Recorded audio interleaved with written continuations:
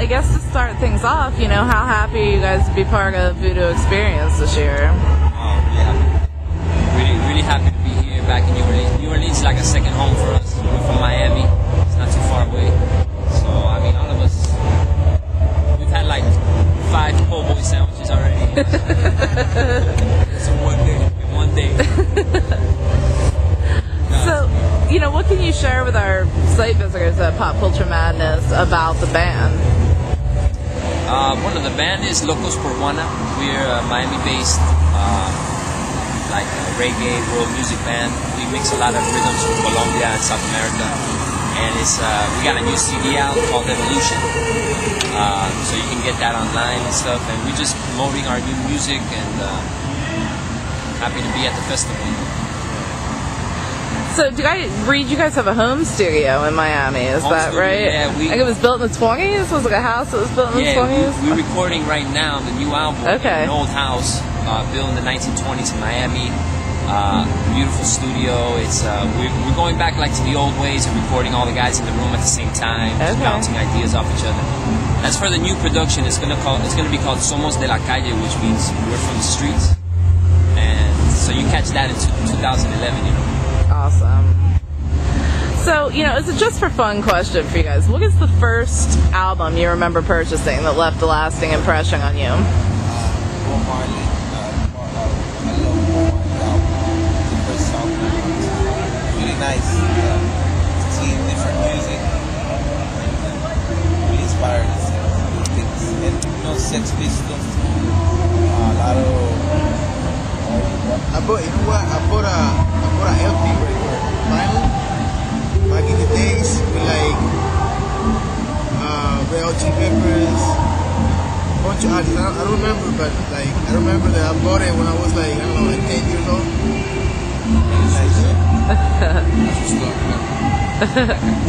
I remember buying Lords of the Underground's tape, which is a hip hop group from North New Jersey. Shout out to Lords of the Underground, man. They inspired me to be an MC.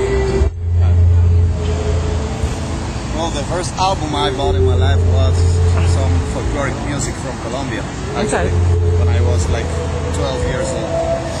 But when I came to Miami, the first album I remember I bought was Oasis.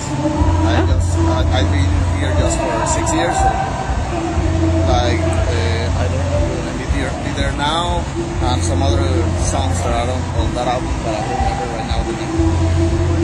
There was some places. That's very cool. So I know that, even when trying to categorize your music, it crosses a lot of genres. So how would you best describe it? I know it's hard to put it in a box sometimes. Well, I mean, we call it in between ourselves, we call it one sound. Mm-hmm. And it's not a genre, it's not something you're going to find, but it's a way we could call it because it's basically a sound of a mixture of different rhythms. Basically, Colombian rhythms like cumbia, champeta, chante, which are all Afro-Colombian rhythms. And then we mix a lot of funk and hip-hop, a lot of reggae, like Bob Marley, like that we were saying. And I mean, we let people call it whatever they like, I think it's a little bit of world music, it's a little bit of urban music, it's a lot of alternative, and genres are always tough for artists because it's like it puts you in a position to explain what you don't really have words to explain, because that's why you're doing that, to just express your emotion, So especially on a band like Locos por Juana, we grab music from every genre, every age. So they go back into Colombian roots real heavy. So for you to put a genre into old school Colombian music with a rapper and a person doing raga and singing, it's a little hectic. Well, that's what I find so interesting about these festivals is that you do get this mix of, all types of music. There's something for everybody.